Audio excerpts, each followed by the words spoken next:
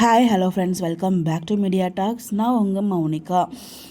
இன்றைக்கி எபிசோட் என்ன நடந்துச்சு அப்படின்னு பார்த்தீங்கன்னா, ஃபுல்லாக அந்த லேண்ட் ப்ராப்ளம் தான். அதாவது கொடைக்கானல் ஹவுஸ் மட்டும்தான் வந்து பார்த்திங்கன்னா வீக்கா சிஸ்டர்ஸ், அம்மா வீக்கா இதே போச்சு. வீக்காவோட சீன்ஸ் கொஞ்சம் வந்து அந்த ரெட் கார், நம்மளோட ஃபேவரட் காரில் கொஞ்சோண்டு சீன்ஸ் வந்துச்சு. அதை ப்ரொமோவில் இன்க்ளூட் பண்ணியிருக்கலாம். பட் ஏன் வீக்காவை ப்ரொமோவில் இன்க்ளூடே பண்ண மாட்டாங்கன்னே தெரியல.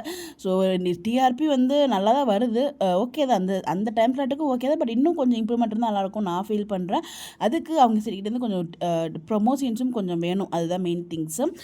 பட் இன்றைக்கி எபிசோடில் நம்ம நர்மதா பாப்பா இவங்கள விளையாடிட்டு இருக்கும்போது அவங்களுக்கு கால் வருதுன்னு சொல்லி போயிடுறாங்க. அந்த டைமில் கங்காவும் யமுனாவும் கால் பண்ணி நம்ம காவேரிக்கிட்ட நீ வாங்கக்கூடாதுங்கிற மாதிரி ஃபஸ்ட் நார்மலாக தான் சொல்லிட்டு இருக்காங்க. இல்லை நான் தான் எவ்வளோ நம்ம காவேரி வந்து பார்த்திங்கன்னா சொல்லிப்படி வைக்கிறாங்க. அதாவது இவங்களுக்கு என்னென்னா, இந்த வீடை வந்து இன்னொருத்தவங்களுக்கு விற்பாங்களாம், ஆனால் காவேரிக்கு விற்க மாட்டாங்களாம்.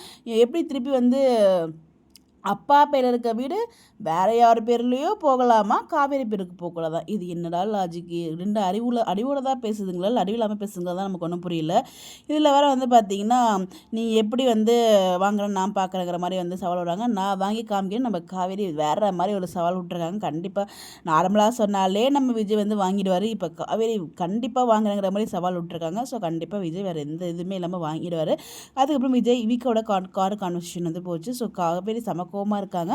பட் காஸ்ட்யூம் வந்து எனக்கு தெரிஞ்சு அன்றைக்கி போட்டிருந்தாங்க தீபாவளி அன்றைக்கி, அதே மாதிரி காஸ்ட்யூம் தான் நான் ஃபீல் பண்ணுறது. காவேரி போட்டிருக்குது. பேசிட்டு வராங்க. ஸோ அப்போ விஜய் என்ன சொல்கிறாங்கன்னா, ஸோ அவங்க ரெண்டு பேரும் கம்பேர் பண்ணும்போது நீங்கள் ஹாப்பியாக லைஃப் வாழ்றீல்ல, ஸோ அதனால் உங்களுக்கு ஒரு ஜெலஸ் இருக்குமோ நான் ஃபீல் பண்ணுறேன். இது என்னோட ஒப்பீனியன் தான், நீ ஃபீல் பண்ணாத அப்படிங்கிற மாதிரி சொல்கிறாங்க. ஸோ எதுக்கும் நீ அதெல்லாம் ரொம்பலாம் வரி பண்ணிக்காத, நான் பார்த்துக்கிறேன், உங்கள் அம்மா பார்த்துக்கிறேன்னு சொல்லியிருக்காங்கல்ல அப்படிங்கிற மாதிரி சொல்கிறாங்க. பிகாஸ் அந்த டைமில் அவங்க அம்மா கால் பண்ணுவாங்க. அவங்க அம்மா தான் சொல்கிறாங்க, ரொம்ப மோசமாக பண்ணுறாங்கடி, நான் பார்த்துக்கிறேன்னு எதுவும் யோசிக்காத, வெளியில் சுத்தாமல் சீக்கிரம் வீட்டுக்கு போங்க அப்படிங்கிற மாதிரி வந்து அவங்க அம்மாவும் சொல்லிட்டு இருக்காங்க. அடுத்த நாள் காலையில் எல்லாரையுமே அவங்க அம்மா இன்வைட் பண்ணுறாங்க. இன்வைட் பண்ணி எல்லாருக்குமே இட்லி கொடுத்து சாப்பிட ரொம்ப உபசரிக்கிறாங்க. அதுக்கப்புறம் என்னம்மான்னு கேட்கும்போது நான் வீடு விற்கிறதுல ஒரு முடிவு பண்ணியிருக்கேன் அப்படிங்கிறாங்க. ஸோ கண்டிப்பாக இவங்க ரெண்டு பேரும் காவேரிக்கு கொடுக்கக்கூடாது அப்படிங்கிற மாதிரி சொல்லிட்டு இருக்காங்க. ஸோ நான் என்ன பண்ண போகிறேங்கிறத அவங்க சொல்ல வரத்துக்குமே சீரியல்லேருந்து என் பண்ணிட்டாங்க. எனக்கு தெரிஞ்ச அப்கமிங் சண்டே வந்து கொடைக்கானல் சீன்ஸ்க்கான ப்ரோமோ கொடைக்கானல் போலாங்கிற மாதிரி காமிச்சிட்டு உடனே கொடைக்கானல் சீன்ஸும் கொண்டு வரதுக்கு சான்சஸ் இருக்குது. பிகாஸ் அவங்க கொடைக்கானலில் ஆல்ரெடி 3 days ஷூட்டிங் போயிட்டுருக்கு. ஸோ மேக்ஸிமம் அதை கொண்டு வருவாங்க நான் நினைக்கிறேன். நீங்கள் என்ன நினைக்கிறீங்க? எங்களோட கருத்தை மறக்காம கமெண்ட்டில் ஷேர் பண்ணி எனக்கு எபிசோட் எப்படி இருந்துச்சுங்கிறதையும் கமெண்ட்டில் சொல்லுங்கள். Bye bye.